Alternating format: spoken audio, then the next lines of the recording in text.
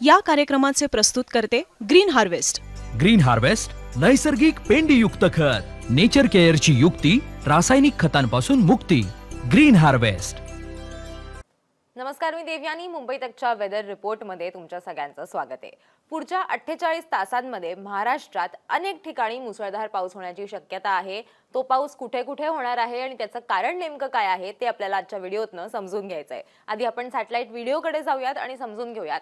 मागच्या आठवड्यात तुम्हाला आठवत असेल तर एक खूप तीव्र कमी दाबाचं क्षेत्र तयार झालेलं होतं बंगालच्या उपसागरामध्ये, जे शेवटी मध्य प्रदेशमध्ये येऊन त्याची तीव्रता ही कमी झालेली होती. आता आणखीन एक कमी दाबाचं क्षेत्र तयार झालेलं आहे पुन्हा एकदा बंगालच्या उपसागरामध्ये, आणि ते पुढे सरकत सरकत आता झारखंड आणि छत्तीसगडच्या दिशेनं आलेलं आहे. आणि याचाच परिणाम आपल्याला बघायला मिळणार आहे तो महाराष्ट्रावरती. कारण की ह्याच कमी दाबाच्या क्षेत्राचा परिणाम मध्य प्रदेशमध्ये सुद्धा मोठ्या प्रमाणात होताना बघायला मिळतोय. त्यामुळे ओडिसा असेल, पश्चिम बंगाल असेल, झारखंड असेल, छत्तीसगड असेल, महाराष्ट्रातला काही भाग असेल आणि मध्य प्रदेश, मुळात इथे या कमी दाबाच्या क्षेत्राचा परिणाम आपल्याला बघायला मिळणार आहे. इथे जर तुम्ही बघितलं तर मध्य प्रदेशमध्ये सुद्धा खूप मोठ्या प्रमाणामध्ये क्लाउड कव्हर आपल्याला बघायला मिळत आहे. म्हणजेच काय तर ढग आणि वारे जे आहेत ते आपल्याला इथे बघायला मिळत आहेत आणि त्याचाच परिणाम महाराष्ट्रावरती सुद्धा होताना बघायला मिळतोय.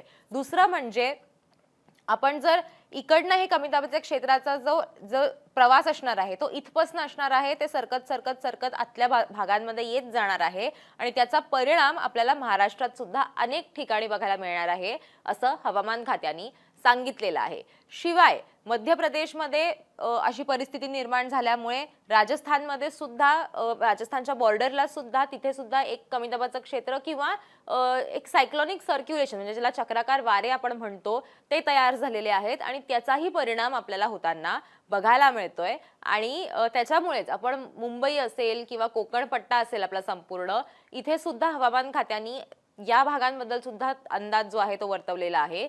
तो काय आहे तेही आपल्याला समजून घ्यायचं आहे. आता बघा, के.एस. होसाळीकर जे हवामान तज्ज्ञ आहेत, जे IMD सोबत कार्यरत होते, त्यांनी काय सांगितलंय बघा. 24 तारखेचा खरं तर हा अंदाज आहे की 24 तारखेला आपण जर बघितलं तर 24 तारखेच्या आधीचे 24 तास म्हणजेच 23 तारखेपासून 24 तारखेपर्यंत आपल्याला मुंबईमध्ये अनेक भागांमध्ये पाऊस बघायला मिळालेला आहे.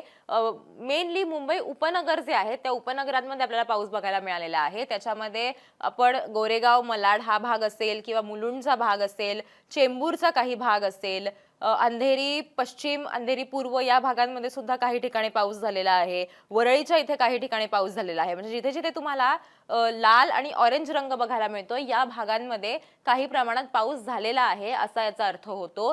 तेच आपण इथे जर बघितलं तर म्हणजे गेल्या 3 तासांमध्ये म्हणजे 24 तारखेच्या सकाळचा जो वेळ होता त्या वेळेत आपण जर बघितलं तरी पुन्हा एकदा चेंबूर आणि या भागामध्ये, अंधेरीमध्ये अनेक ठिकाणी पाऊस झाल्याचं आपल्याला बघायला मिळतंय. आणि हे कशामुळे झालेलं आहे तर जे एक कमी दाबाचं क्षेत्र तयार झालेलं आहे त्याचा परिणाम म्हणून आपल्याला मुंबईमध्ये सुद्धा अनेक ठिकाणी पाऊस बघायला मिळतोय असं त्यांनी म्हटलेलं आहे. आणि पुढचे 24 तास सुद्धा ही परिस्थिती अशीच राहणार आहे असं सुद्धा हवामान खात्याने सांगितलेलं आहे. आता आपण जर 25 तारखेसाठीचा अंदाज बघायचा म्हटला तर बघा, अनेक ठिकाणी येलो अलर्ट देण्यात आलेला आहे. खूप दिवसांनी आपल्याला महाराष्ट्रात येलो अलर्ट बघायला मिळतोय. त्याच्यामध्ये गडचिरोली असेल, चंद्रपूर, गोंदिया आणि नागपूर इथे सगळीकडे येलो अलर्ट देण्यात आलेला आहे.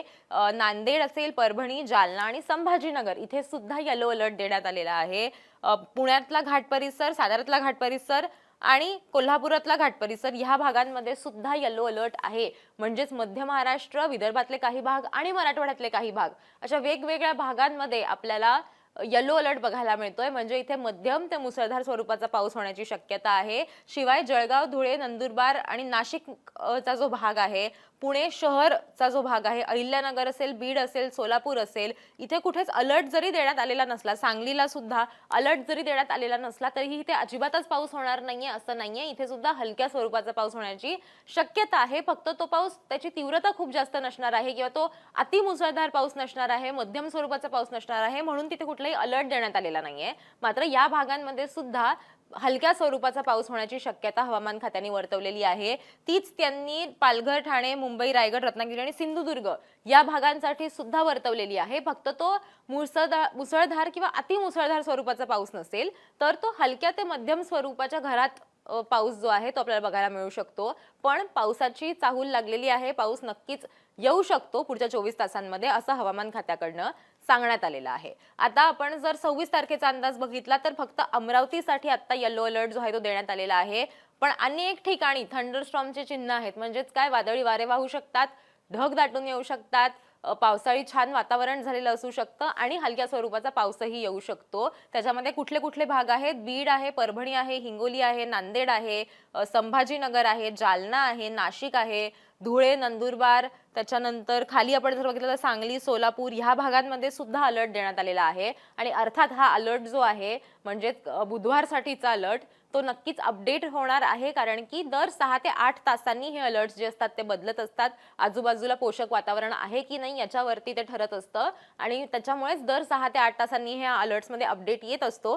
पण आत्ता आपण जर बघितलं तर पुढचे 24 तासांसाठी अनेक ठिकाणी येलो अलर्ट आहे आणि त्याच्या पुढच्या 24 तासांसाठी म्हणजेच बुधवारचं आपण जर बघितलं तर बुधवारी सुद्धा अनेक ठिकाणी हलक्या स्वरूपाचा पाऊस होऊ शकेल असं आत्ताच्या घडीला आपल्याला बघायला मिळतंय. अमरावतीमध्ये मात्र येलो अलर्ट जो आहे तो नक्कीच हवामान खात्याकडनं देण्यात आलेला आहे. त्याच्यामुळे एक प्लेझंट वातावरण असण्याची शक्यता आहे. खूप उन्हाचे चटके किंवा एक ह्युमिड दमट वातावरण जे आहे तसं फारसं आपल्याला मुंबई कोकण भागात बघायला मिळणार नाहीये. तिथे हलक्या सरी ज्या आहेत त्या येऊन जाऊ शकतात आणि मराठवाड्यात काही भागांमध्ये आणि विदर्भामध्ये येलो अलर्ट म्हणजेच मध्यम ते मुसळधार स्वरूपाचा पाऊस होण्याची शक्यता नक्कीच हवामान खात्याकडनं वर्तवण्यात आलेली आहे.